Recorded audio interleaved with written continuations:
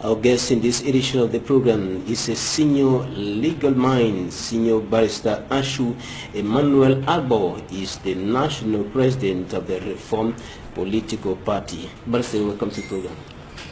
Thank you. The separatists and some legal minds have qualified the arrest and extradition of Sisiku Ayuk Tabe and other Amazonian leaders as arranged or well-calculated abduction by the governments of the Republic of Cameroon and the Federal Republic of Nigeria. What's your take on that? I think I will buy that. I will agree with that opinion because their arrest was carried out illegally according to the laws prevailing in Nigeria, and they are handing over to the state of Cameroon by the Nigerian authorities was also as illegal as the arrest. So I think that sums up the whole situation. Now, what makes it illegal, the arrest? For any person to be arrested, you have to, you must have committed an offense. And if you are arrested, you should be arrested in accordance to the criminal procedure that prevails in the country. Nigeria is a country where we have common law, and under the common law, which also applies in Cameroon, you cannot arrest somebody and keep him incommunicado. He has no access to his lawyers, no access to doctor, no access to family, and for weeks nobody knows his whereabouts. That is illegal. Talk less the reason for which you arrested him. Remember, it was decried as an abduction. I was only after about a week that the Minister of Foreign Affairs said they were arrested just for some routine operation. Later on, the Inspector General came out and said they will be sent to a court. But we have lawyers who were ready to defend these people. They were never taken to any courts, never taken to any investigation, and I mean that spells the illegality of the whole arrest. But the Nigerian police indicated earlier that they were arrested for violating the Nigerian law by training secessionist fighters on. I want you to remember very well that that very Inspector General who made that allegation said his source was an article in the Vanguard newspaper. I don't know how an article in the newspaper can be somebody's proof. You read an article in the newspaper and that is your proof, which means he simply meant that he himself as Inspector General had no proof that these people had committed any offense, because his proof was the article in the newspaper. And a communique of the Ambazonian government indicated that they were arrested without any warrant. Well, you can be arrested without a warrant in cases of flagrant delicto. But I am saying that in this particular case, there were so many things that militated in favor of an illegal arrest. There was no offense for which they were arrested, because when the officers arrested, people started speculating that they were serving as a they were trying to undermine the security of the Cameroon state in Nigeria. No evidence of that. After they said, well, maybe they were involved in the destabilizing the Delta region. No evidence. After now, the Minister of the Inspector General comes to say, we are going to take them to court for having set up training camps. We have never seen images of a single training camp, nor the operatives of the training camps. Who were in those camps? Maybe the 39 others who were sent. We don't know. We don't know the identity of any person. I think no, this arrest was illegal. And even the intervention of the African Bar Association did not help matters. There were lawyers who came from Britain and America to defend these people, but none of them could even see them. To talk less of the African Bar that got up to say, our colleagues have been arrested. Produce them. Nothing. Till today. Nothing in Nigeria, nothing in Cameroon. You just mentioned the Minister of Communications, the government spokesperson. My colleagues in Yaoundé have gone to send judicial police to announce their interest in this matter, to defend Sisiku. None of them has seen Sisiku with his eyes. No. So I don't know I don't know the legality. When we talk of legality, what are we talking about? Are we building a case to judge the dead? Are we going to try the dead or the absent, or try images on the wall? Because even under Cameroonian standards, no person should be arrested and kept incommunicado. You shouldn't be kept, because when they arrest you, they read the rights to you. You have the right to remain silent. You have the right to a lawyer, to your doctor, to your family. I saw the statement of Madame Ayuk Tabe. She last time she saw her husband, or the head from her husband, was on the feet. Even in Cameroon, nobody, her colleagues have gone there to say we want to defend this man and the other people. Nobody can see. So I don't know what due process of law are we gearing to? Are we going to defend somebody who has been kept in some hidden chamber and assign statements that will be produced to the court of law and say, okay, this is a statement that were collected from this man? Before he gives a statement, he has to see his lawyer. Ayuk Tabe has many lawyers. Many people are ready to defend him. Now, from the political point of view, the arrest seems to have been an arrangement between the two governments, and not just something that was masterminded by the government of the Federal Republic of Nigeria. Well, we all saw the arrangements unfold on TV when the Cameroonian minister visited Nigeria, the Nigerian minister visited Cameroon, and the ambassadors and all that. We all saw that. And politically, it was clear that there was some arrangement being made between the two governments. But politically, again, you see, well, or rather, diplomatically, there was an arrangement between the two governments. But politically, I think that was a very big mistake, because you don't try to silence a revolution by cutting off the head. If you want to silence a revolution by cutting off the head, it's like trying to put out a volcano, the flames from a volcano, by doing away with the fire that is up there. The fire that is under, it's going to come up. You see, when a volcano is erupting, you carry cement, concrete, and go and cover the mouth of the volcano. Have you done anything? The one under will come and blow that nonsense off. You see? So, So you're saying that the arrest was another error? It was a fatal error. Politically, it was a fatal error that no politician worth his salt could have made. The Cameroon government ought to have learned from the case of the consortium. When they arrested the consortium leaders, did the struggle stop?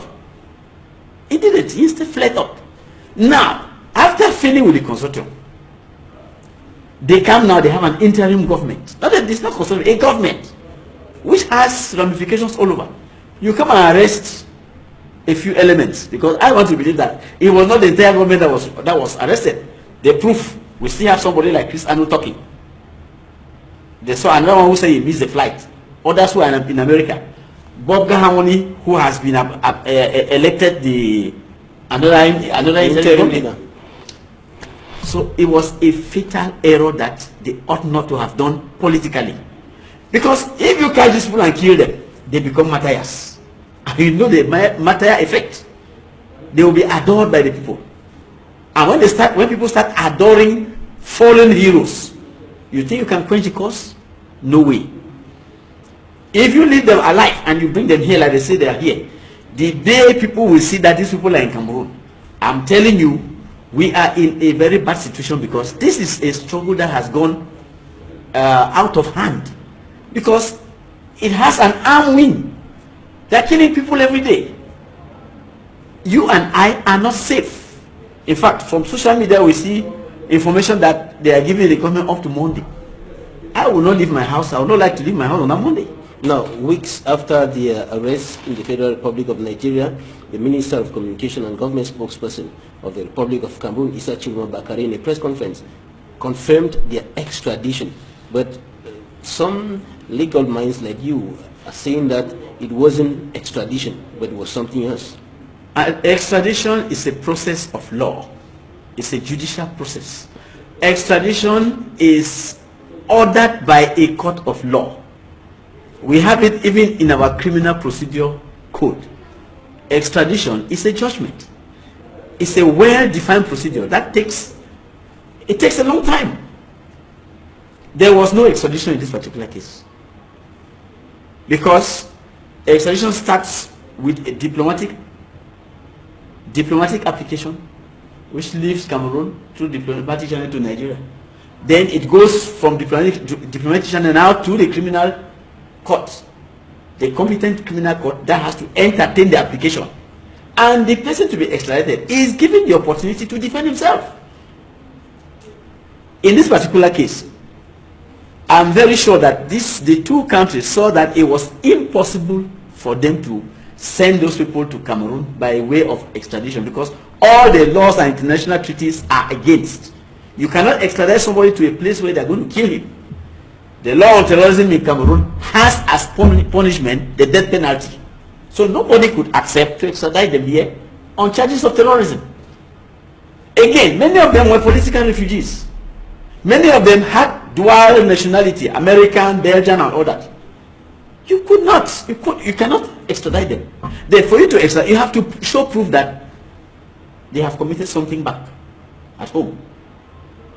And then our criminal procedure code adds that you cannot extradite any form of government. But this is a whole interim government that has been carried and said. You see, so if we had to go to a court of law, that thing would not have been possible. But the government officials who argue that it's a government that of a country that does not exist. The criminal procedure code talks of any form of government. You see, like in the case against Yondo Black, I am very, very afraid that the people who initiated all these things, if that case were to go to the end, they will wish the case never came up. You see, when Yondo Black and co were arrested because they wanted to create a political party, you saw the outcome. The outcome was that after they said the matter in court, the president ordered that political party be created, because they were trying to stop the obvious. The constitution authorized the existence of political parties, and you want to stop them from existing. How can you, in a state, in a country where we have had a federal system, two federated states, want to say that one of the states never existed? How is that possible? I would like that the matter be taken to court. Let those people who want to hear history come. They want to talk law, we'll discuss the law in court. You cannot claim that the people who are talking of Southern Cameroon are talking about utopia. Southern Cameroon is a state that has existed. Otherwise, how do you justify the existence of West Cameroon in this country? West Cameroon is a state that came out of plebiscite, after plebiscite. One of the federated states, of which Foncha was Prime Minister. And it was a state in the Federal Republic of Cameroon. So you cannot say it has never existed. When you go to Buea, you see Prime Minister's Lodge. That lodge was what? That was the Prime Minister's house. All the institutions of government are present. You cannot say the state never existed. Now, if it wasn't extradition, as the government of Cameroon claims, what was it then? Another abduction? They were handed over. They were handed over. It was not abduction. From Nigeria to Cameroon, you cannot talk of abduction, because the Nigerians knew what they were doing. That is if they were actually given to Cameroon, because as of today, I have mixed feelings about the existence of these people, because I don't understand how people who have been sent to Cameroon for the due process of law to be carried out cannot be seen anywhere. Like the Minister of Communication cannot be seen anywhere. You see, I would have loved to see these people and maybe enter appearance for one or two of them, but they are not seen anywhere. And even the lawyers who want to... My colleagues have gone there. Access to the... On the lawyers forum, I have looked, I've seen my colleagues who have gone there and reported that, Master, we have gone there, we could see nobody. They could not allow us. They say, go to Commissioner for Government, who has to give you permit. That thing doesn't exist under the law. There is no such thing as a Commissioner for Government authorizing a lawyer to see his client. It does not exist.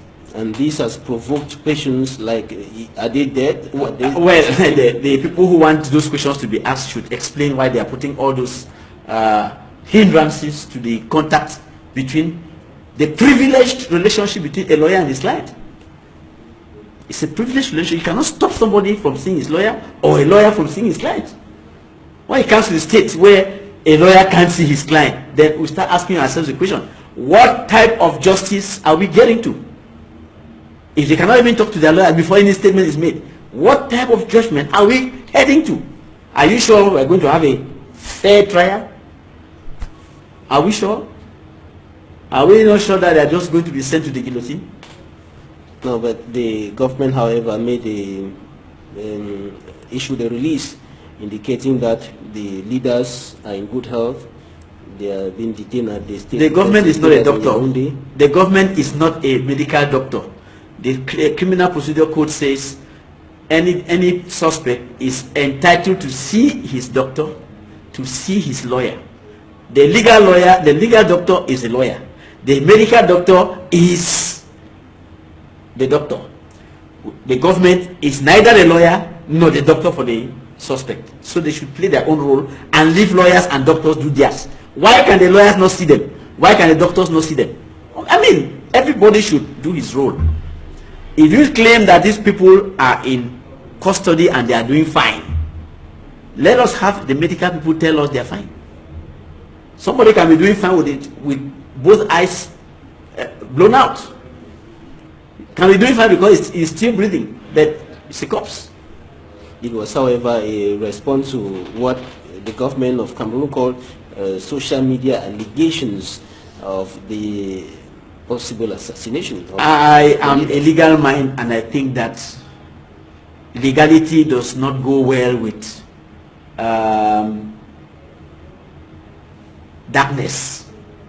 If you want to talk law, please play well with the law. You cannot come to equity with dirty hands. If you say the people are doing fine, please apply the law, let their lawyers see them. Before any statement is taken from them, let the lawyer be present when you are interrogating them. Don't tell us in the lawyer's presence or in the lawyer's absence or in the absence of their doctor that they are doing fine. No, you are not their doctor, you are not their lawyer. Now, another issue that is provoking lots of questions is the fact that the Minister of Communication qualified them as terrorists even before their trial. Well, I was just asking this question, what type of trial are we heading to? Because if this gentleman who represents the government, and who knows, you see, under the French people say, nobody newness and saying la loi. So Mr. Chiroma knows the law very well, and he knows that no person who is deemed to have committed an offense, who is charged with having committed an offense, should be qualified as an assassin or a thief, or without fair trial, without the due process of law having found him guilty. He decides to call them terrorists. So, what do you expect the judges who receive these people to do? Well, I just feel that he is only speaking the mind. The mind is only telling us what the end will be. Because if he cannot call them suspects, they are suspects by our law. But he says they are terrorists. They are suspects. No law has found them guilty of terrorism. I don't want to look at the legal intricacies of the terrorism charges, because if you look at the law on terrorism, you should either be a material, you should either be the person who carries out the material act that produces mass violence and killings, or the person who masterminded it, or the person who financed it. Those three. Now, if you look at the first one, the person who carried out the material act, Sisiku and the rest, none of them has ever carried out any material act of terrorism. None. They have never, we don't have any evidence that they have ever come to the bushes, they have ever killed anybody. So what we can guess that their case will be is that they want to say these are the people who masterminded terrorism and maybe financed terrorism. Now, for masterminding, I don't know much about the organization of the Ambazonian government, but what I know is that they don't have a constitution. These are a group of youngsters who have come together to try to see how they can restore their state. They have no constitution, so we cannot say that their interim head of state is like our own here, like the head of state of Cameroon, who is a commander of armed forces, who will order troops to go down to the field. That's not the case. What I see is that there is some fellow there who calls himself military commander. Military commander, he is the one, he seems to be working on his own without any orders from the political wing. Now, so if we want to look at it carefully, the prosecutors will have to prove that the political wing was actually controlling the military wing and giving them orders to go act. You see, for you to say that they are the people who mastermind the, because for what we are seeing, okay, Sisiku Ayuk and the rest have been arrested, but we still have these military people who are telling us, giving us 48 hours ultimatum, produce them, or we are going to make you live hell. You see, that shows that they are independent of the political wing, which was there for diplomatic canvassing and organization. But the actions, the military actions in the field, I don't think were commanded by the people who were arrested. So the prosecutors are not going to have it easy proving that Sisiku, if he's still alive, or that any person's dead. I remember sometime there was an interview where there was some time he made a statement that he was against any form of violence. Remember that? So anyway, I'm waiting to see how the case will be put forward, and it is only after those proofs are presented. The last one of the financing, financing, that the person who actually gives the money. What I know is that the diaspora is contributing monies. They have monthly contribution that they are sending, channeling. To which corner are they channeling? I have no idea. So it would be easy to prove that they were either financing or masterminding. Because for what I'm saying this is an uphill task. It's really an uphill task. If they want fair justice, because you can still go and sit you there, listen to people talk, and then pass whatever judgment you want to pass. But if you want to be objective, it will not be easy to find that those people who were arrested either masterminded or financed.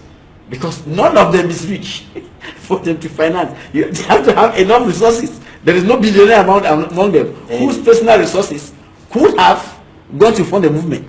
Now, when we talk of funding, you have to show proof by payment of bills, bank transfers. That is what we're talking about. Don't imagine that they financed. No, proof that they financed. And it is only after those proofs are presented, are administered in court, the judge could be... the judge will say, yes, this actually happened. It will not be very easy, as I'm saying, because... But the Minister of Communication has already gone ahead of the judge to qualify them as terrorists. Well, I want to believe that was an overstatement. All right, we're taking a short break. Time for us to take a look at what the newspapers reported this week in Osenaze with the press review. And when we come back, we'll take a look at the impact of the arrest and extradition of the Ambazonian leaders on the Anglophone crisis.